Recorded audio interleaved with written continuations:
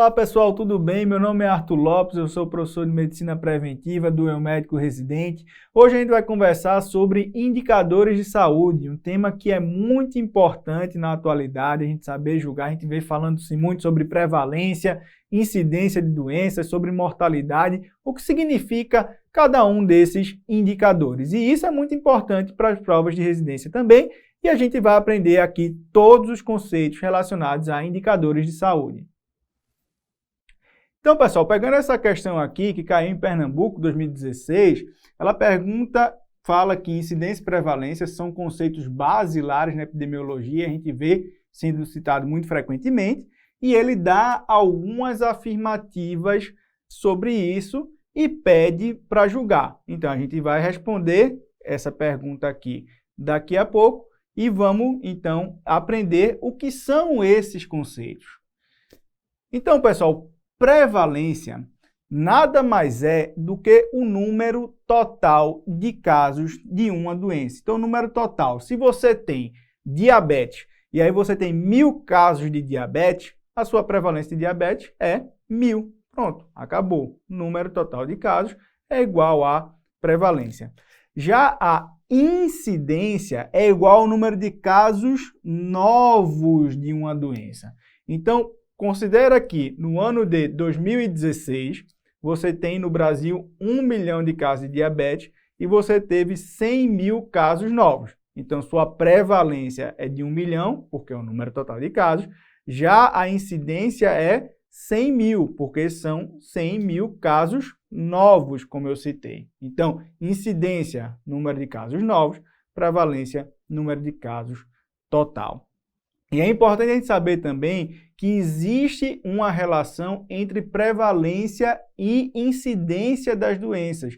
Ou seja, quando você tem uma doença que tem uma duração média estimada, a prevalência da doença é igual à incidência vezes a duração. Então, a gente tem como estimar, tem como calcular a prevalência a partir da incidência dessa doença e da duração dela. Então, esses são nossos primeiros conceitos. E a gente muda um pouco agora para falar sobre coeficiente de prevalência e de incidência. Como eu falei lá, prevalência e incidência são os números puros.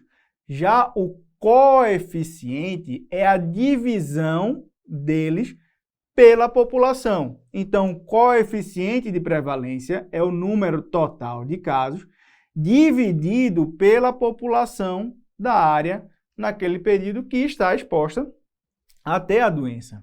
Já o coeficiente de incidência é o número de casos novos dividido também pela população exposta a ter aquela doença.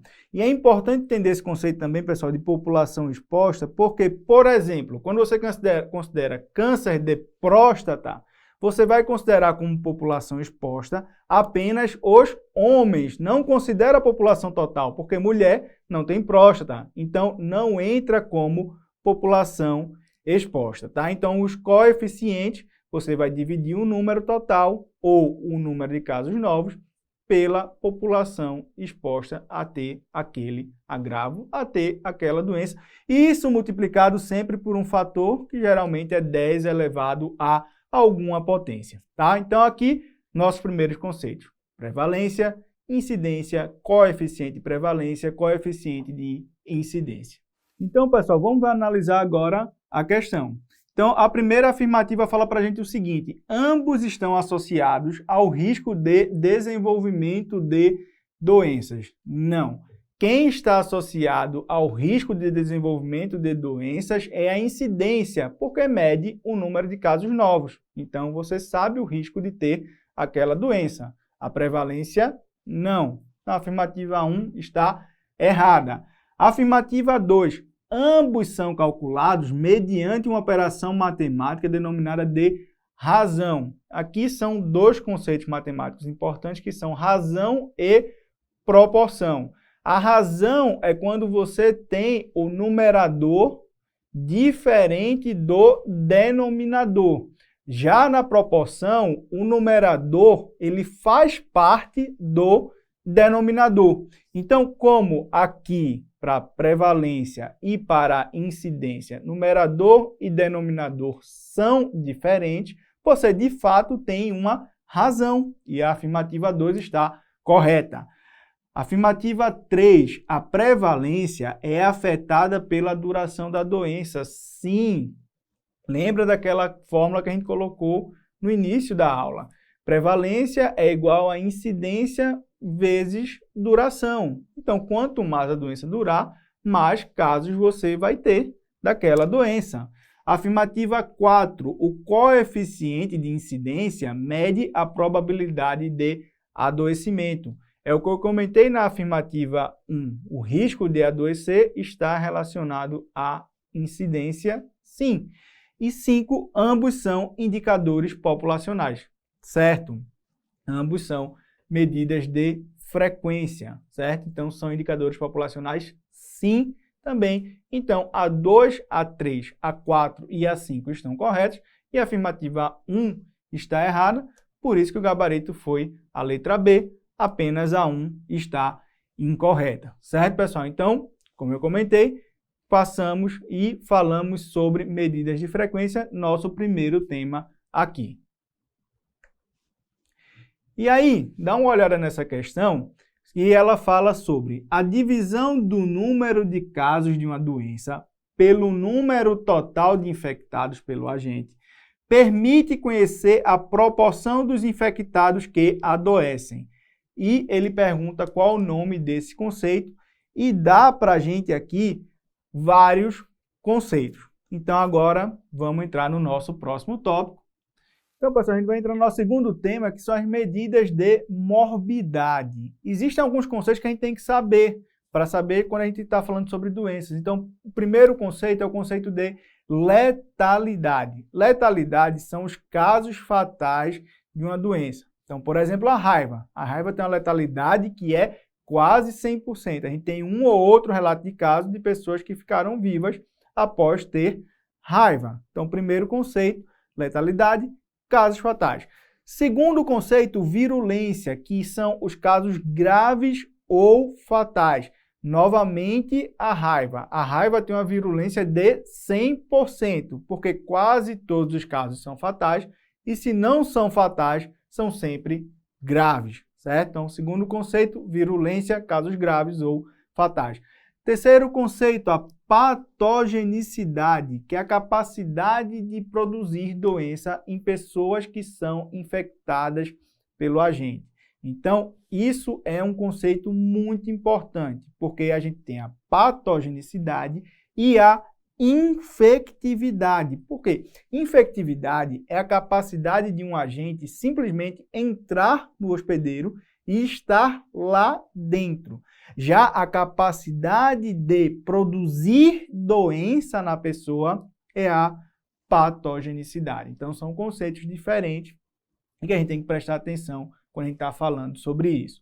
Por fim, os nossos últimos dois conceitos, a imunogenicidade, é a habilidade de induzir imunidade no hospedeiro. Então, poder imunogênico, como algumas pessoas chamam também, a capacidade de induzir imunidade e de aquela pessoa não ter mais a infecção. E, por fim, o poder invasivo, que é a capacidade dele de se disseminar no corpo. Então, a capacidade de um agente se disseminar no corpo do hospedeiro é igual ao poder invasivo. Então, essas são as medidas de morbidade mais importantes que a gente tem, e a gente tem que saber o que significa cada uma delas quando a gente está falando sobre isso.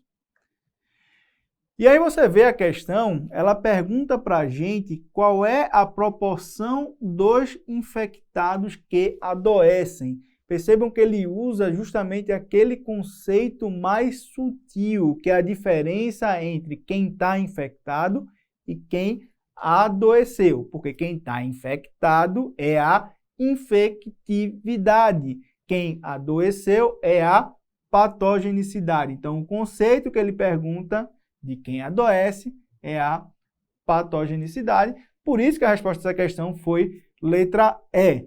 Só relembrando, a gente já falou sobre infectividade, A letra B fala sobre virulência. Virulência, casos graves ou fatais. Imunogenicidade, da letra C, a capacidade de induzir imunidade. E, letra D, capacidade de produzir casos fatais. Então, a gente tem que saber esses conceitos quando a gente está falando sobre ocorrência de doenças, medidas de morbidade.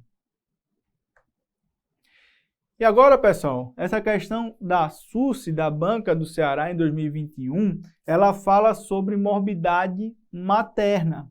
Então, a gente vai entrar agora no nosso terceira parte, que é falar sobre medidas de mortalidade. E é muito importante isso, porque medidas de mortalidade específicas dão muita noção para a gente de como estão funcionando os nossos sistemas de saúde, como está funcionando a nossa assistência à saúde.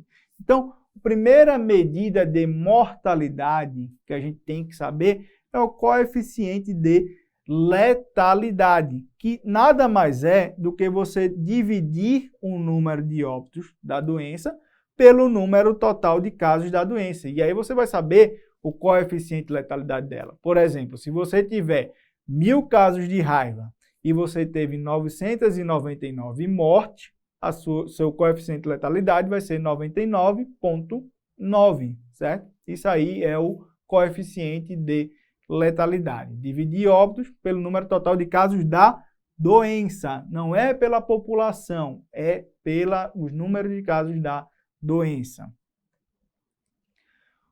O segundo conceito que a gente tem que saber é o coeficiente de mortalidade geral. O coeficiente de mortalidade geral é simplesmente você dividir o número total de óbitos da população pela população daquela área. Então, vamos supor que no Brasil você teve 1 milhão de mortes em um determinado ano, você tem uma população aproximada de 220 milhões de pessoas, você vai dividir 1 milhão por 220 milhões. Isso é o seu coeficiente de mortalidade geral, que não tem muita utilidade, porque simplesmente saber o número de pessoas que morreram, às vezes não tem tanta importância, porque você não sabe os fatores que levaram àquela morte.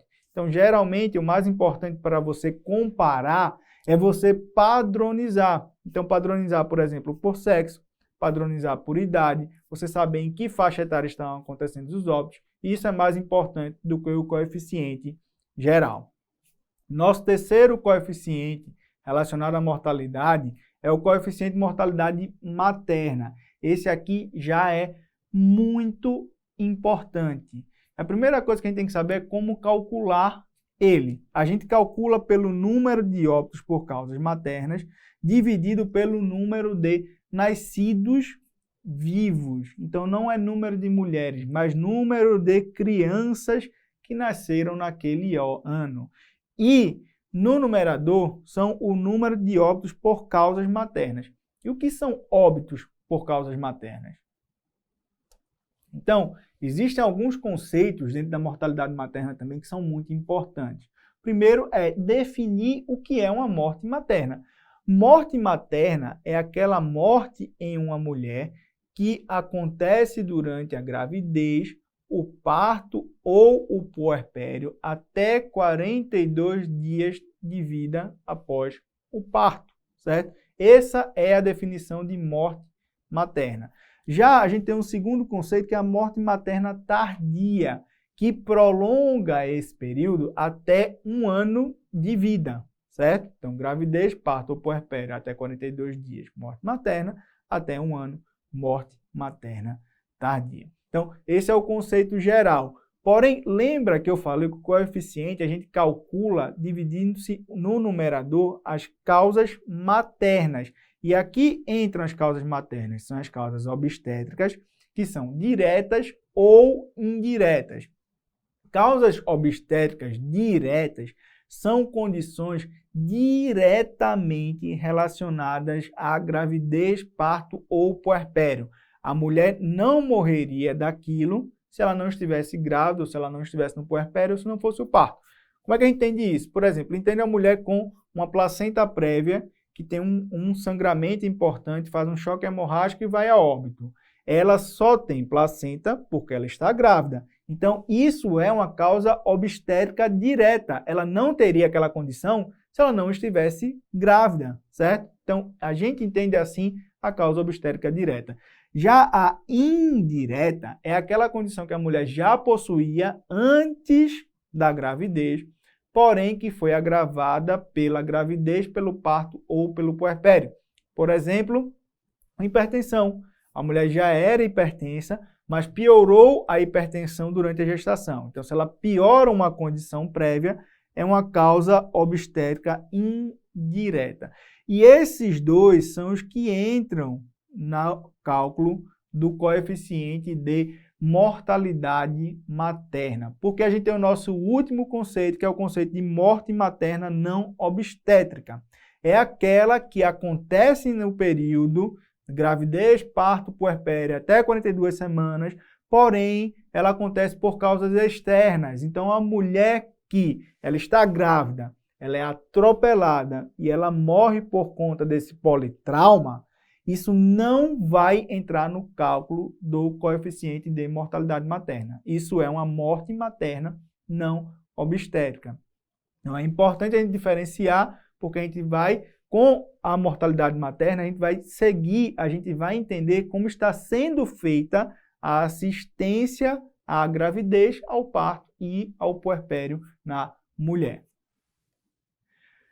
Então, pessoal, a questão lá, que a gente viu no começo do tema, ela já fala para a gente que a OMS conceitua a morbidade como uma complicação durante a gravidez, o parto ou até 42 dias do puerpério, então dá a definição certinha de morte materna. E ele fala para a gente que o estudo da mortalidade materna é um dos melhores indicadores da qualidade de saúde e atenção à mulher. Lógico, naquela situação que a mulher está na gravidez, no parto ou puerpério, você tem que prover saúde a ela de maneira efetiva. E se você tem uma morte, isso é um sinal de falha. Então, esse indicador ele é muito importante para você avaliar como você está dando condições de saúde, assistência à saúde às suas mulheres. Então, com relação à mortalidade materna, é correto afirmar. Letra A. As principais causas obstétricas diretas das mortes maternas são hemorragia, hipertensão e infecção. Tá certo aqui, pessoal. Então, vamos relembrar. Causas obstétricas diretas são aquelas que acontecem exclusivamente porque a mulher está grávida no parto ou no puerpério. Condições que não aconteceriam se a mulher não estivesse nesse período. Então, hemorragia é causa? É sim. A placenta prévia, o descolamento prematuro de placenta, a paciente tem um sangramento e vai a óbito. Ela só tem essa hemorragia por essas causas porque ela estava grávida. Se ela não tivesse placenta, não teria. Hipertensão, a gente tem a pré-eclâmpsia, que a mulher também desenvolve por conta da gravidez. Então, é uma causa obstétrica direta. E infecção também. Infecção está muito relacionada à cesárea, ao parto cesáreo. E a mulher só tem uma cesárea porque ela está grávida. Então, condição relacionada ao parto. Então, são causas obstétricas diretas, sim. Na letra B, ele fala sobre principais causas obstétricas indiretas. Aí ele fala sobre prematuridade, ele fala sobre placenta prévia, diabetes gestacional, doença cardiovascular e obesidade. Prematuridade não é causa obstétrica indireta. Só existe prematuridade se a mulher estiver grávida. Não existiria se ela não estivesse. Então, é uma causa obstétrica direta. Bem como a placenta prévia, como eu já comentei. Diabetes gestacional também, ela desenvolve durante a gestação, então é uma causa obstétrica direta. A doença cardiovascular e a obesidade podem ser pioradas, podem ser condições prévias que são pioradas durante a gravidez. Então, poderiam se encaixar como obstétricas diretas, mas as três primeiras não. Seriam exclusivamente obstétricas diretas. Letra C. A taxa de mortalidade materna por causas obstétricas indiretas tem se mantido estável, fato que pode ser atribuído às medidas adotadas na atenção humanizada ao parto. Infelizmente, isso não é a verdade, pessoal. A gente tem as condições prévias, elas são pioradas, então a gente não tem tido uma estabilidade, mas um aumento desses números relacionados às causas obstétricas indiretas, certo? E letra D, a taxa de mortalidade materna por causas obstétricas diretas vem diminuindo devido às medidas adotadas para a redução da transmissão vertical do HIV e da sífilis congênita. Isso poderia contribuir para uma diminuição, mas você vem tendo cada vez mais o aumento no número de partos cirúrgicos e isso contribui para um aumento de morbidade e de causas obstétricas diretas também, certo? Então a letra D também está errada, a gente viu que a letra A está certa e a gente precisa entender esses conceitos de causas obstétricas diretas e indiretas e entender que mortalidade materna é um tema muito importante dentro de saúde pública. E aí, pessoal, continuando, a gente vai falar sobre outro tema muito sensível, muito importante dentro da saúde pública, que é a mortalidade infantil, que também serve para você medir a qualidade da sua assistência. Aí, nessa questão, ele fala sobre um secretário municipal de saúde que recebeu o relatório da sua cidade e ele fala que durante um ano você teve 440 óbitos em menores de um ano, dos quais 310, ou seja, grande parte deles, foram em crianças com menos de 28 dias de vida, sendo que 70%, então a grande maioria desses até 28 dias de vida, foram até o 6º dia de vida. E ele fala sobre os dados de mortalidade, que você teve 40 mil nascidos vivos, e ele pergunta, considerando as faixas do coeficiente de mortalidade infantil, qual é a intervenção que você vai fazer para reduzir a morte de crianças? Então, vamos conversar aqui sobre mortalidade infantil agora. Então, mortalidade infantil. Primeiro, qual é o conceito? Como se calcula o coeficiente de mortalidade infantil? Vamos fazer do mesmo jeito que a gente fez para a mortalidade materna. Então, coeficiente de mortalidade infantil é igual ao número de óbitos em menores de um ano, dividido também pelo número de nascidos vivos. Então, vocês veem que mortalidade materna e mortalidade infantil têm o mesmo denominador, que é o número de nascidos vivos. E aqui, para o coeficiente de mortalidade infantil, nós temos no numerador o número de óbitos em menores de um ano. E a gente tem 3 componentes do coeficiente de mortalidade infantil, que são o componente neonatal precoce, neonatal tardio e pós-neonatal. O neonatal precoce são aquelas mortes que acontecem até 6 dias de vida. O neonatal tardio, de 7 dias a 28 dias, e o pós-neonatal de 28 dias até 1 ano. E aí você completa o seu coeficiente. E por que é importante a gente entender isso? Porque as causas de mortalidade em cada uma dessas faixas vai ser diferente.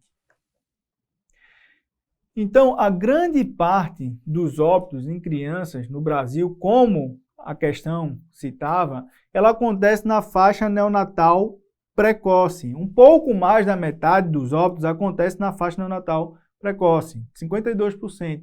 E por que isso é importante, gente? Porque quem tem que entender isso aí, porque isso serve como um indicador de qualidade de assistência à saúde. Porque sabendo o que acontece aqui, eu tenho como saber como eu evitar. Porque as causas de óbitos nessas faixas são diferentes.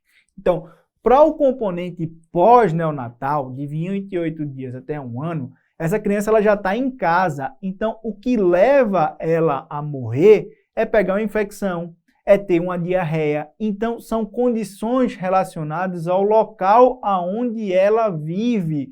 Então, se você tem um componente pós-neonatal muito alto, é porque as condições de saúde, de moradia daquela criança são ruins. Então, você precisa dar saneamento básico, você precisa dar assistência à saúde, à família dela como um todo. Então, isso é o que está implicado no componente pós-neonatal, que no Brasil a gente conseguiu reduzir bastante, ainda bem. Já o componente neonatal, ele está principalmente relacionado a condições de assistência ao parto e de assistência à gravidez, à gestação, Porque se essa mulher ela não tem uma gestação adequada, ela chega com mais complicações no parto e você vai ter uma chance maior dessa criança ir a óbito. Por exemplo, uma mulher que não teve a sua diabetes controlada durante a gestação, porque ela não conseguia fazer o pré-natal, ela vai chegar com a criança macrossômica, essa criança macrossômica tem uma maior chance de óbito. Então, é isso, a componente neonatal, ele está muito relacionado à assistência que você dá à gestante, a assistência que você dá ao parto e as condições de saúde dos seus estabelecimentos de saúde, o quanto você consegue dar de assistência a essas crianças. Então, voltando aqui para a nossa questão, ele fala que a grande maioria aconteceu até o 6º dia de vida, então no componente neonatal precoce. Então, eles têm os mesmos indicadores do Brasil como um todo. E ele pergunta, o que é que eu posso fazer para ajudar? Então, você vê que a questão ela é bem prática, ela é bem direta e ela é importante porque ela está falando sobre assistência, sobre qualidade de assistência à saúde. Então, o que é que você pode fazer? Você pode ampliar o número de leitos de UTI e dos bancos de leite humano. Isso aqui não vai ajudar, pessoal, porque você tem que dar, na verdade, não ampliar o número de UTIs, mas dar uma melhor assistência à gestação e ao parto, mas não necessariamente aumentar o número de UTIs. Aumentar o número de UTIs vai te dar mais vagas, mas não quer dizer que sua assistência melhorou. E também aumentar o número de bancos de leite. Aumentar o número de bancos de leite não quer dizer que vai melhorar, tá certo? A sua assistência. Simplesmente aumentar o número. Você precisa melhorar a sua assistência à gestação e ao parto, que é o que é falado na letra B, ó. Melhorar a assistência pré-natal e o investimento em tecnologias de atenção ao parto e ao recém-nascido. Então, melhore a sua qualidade. Dê mais qualidade ao seu pré-natal e à sua assistência ao parto e você diminui o componente neonatal precoce. Letra C. Aumento da cobertura vacinal, saneamento básico, diminuição da ocorrência de diarreias e desnutrição infantil. Isso é muito importante para controlar o componente pós-neonatal. Então, o componente pós-neonatal está relacionado a essas condições que são importantes.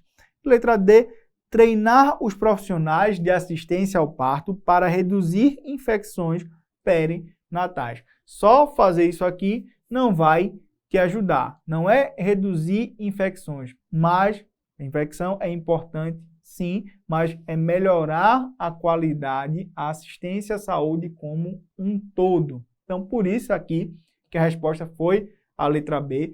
E, como eu comentei, mortalidade infantil, mortalidade materna são indicadores muito importantes de assistência à saúde.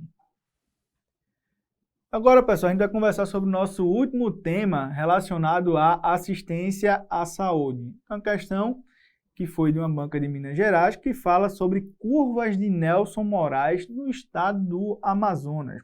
E mostra aqui uma figura para a gente e dá algumas afirmativas para a gente julgar, que a gente vai julgar no fim, depois aqui de comentar um pouquinho sobre o assunto. Então ele fala sobre essas curvas de Nelson Moraes.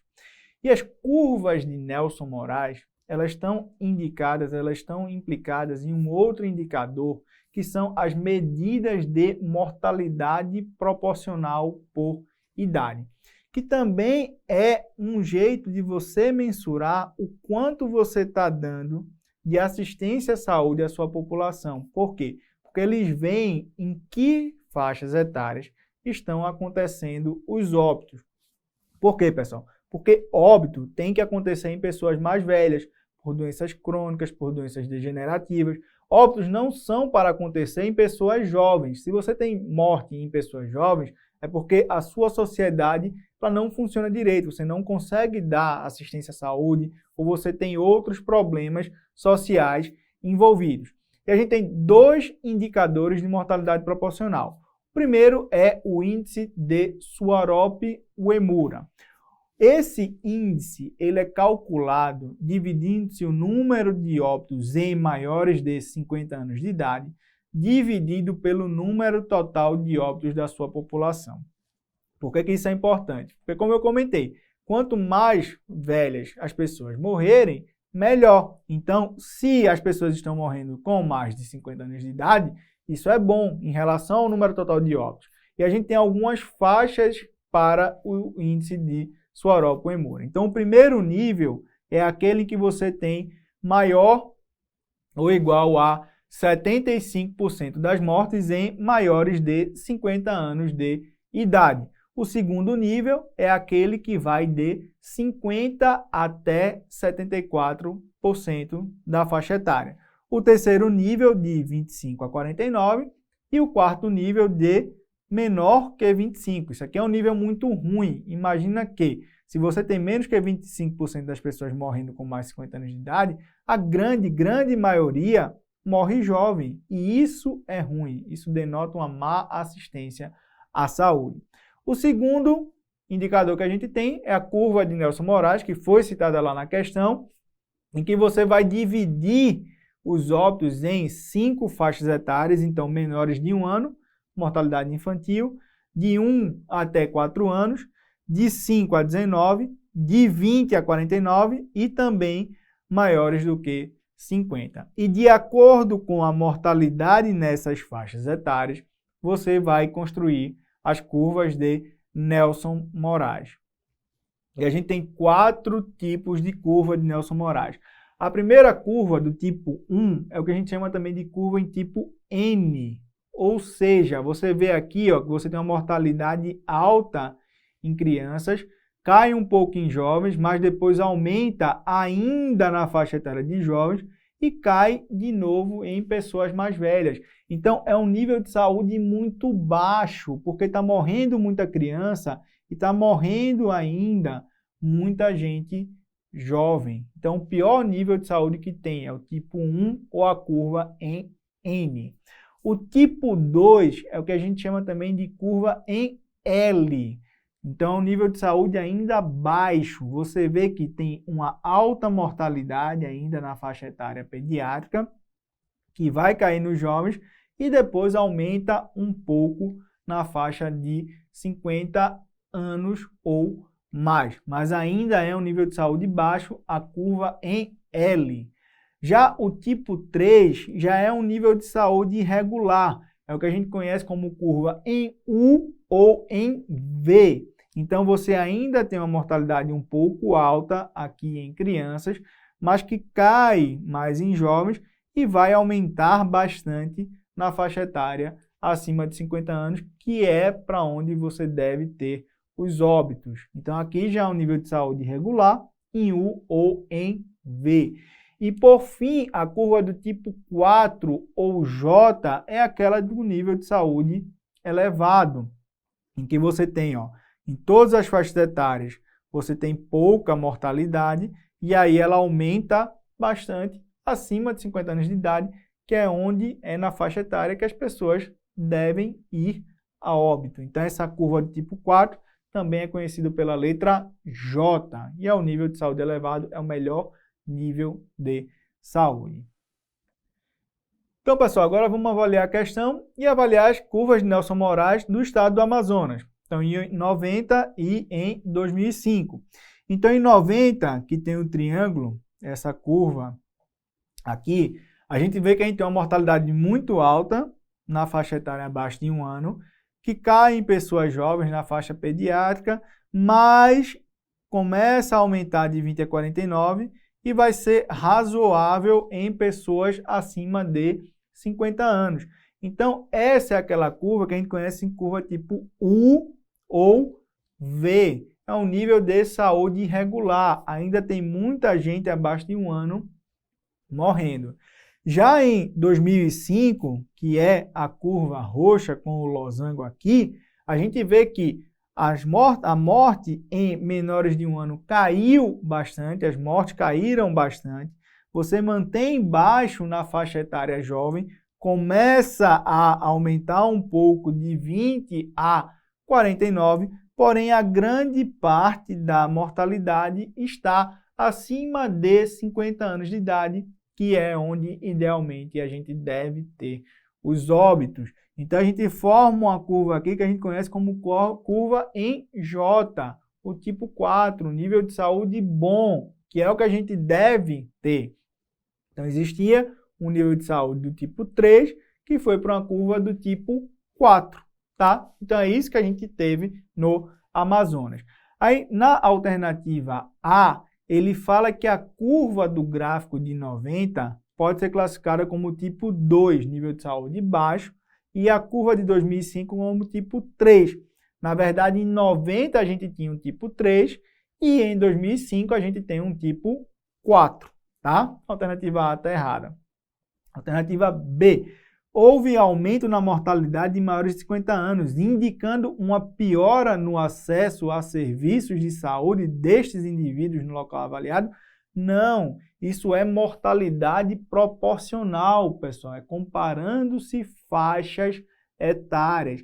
Então, quanto mais aumentar na faixa de 50 anos ou mais, melhor, tá? Então, quanto mais nessa faixa etária, melhor. Letra B está errada. Letra C. O indicador de Suaropo e Uemura mostra que houve melhora nas condições de saúde da população no período avaliado. Sim, porque a mortalidade ela se deslocou para as faixas etárias mais velhas. A letra C está certa. Letra D. O nível de saúde do estado do Amazonas seria classificado em 90 como estágio atrasado de desenvolvimento econômico. Em 2005, como típico de países desenvolvidos. Aqui a gente está vendo mortalidade proporcional. A gente está medindo saúde. A gente não está medindo desenvolvimento econômico. Na letra D está errada. Então, aqui para a gente, resposta letra C, correta. E aqui a gente vê o nosso último tema, mortalidade proporcional por idade, que está relacionado à qualidade de assistência à saúde. Então, a partir de agora, vocês sabem julgar e interpretar os indicadores de saúde quando eles são falados na mídia e quando vocês verem também em provas de residência médica. E então, pessoal, se vocês gostaram do vídeo aí, curte ele e segue o nosso canal para que vocês continuem vendo os nossos conteúdos.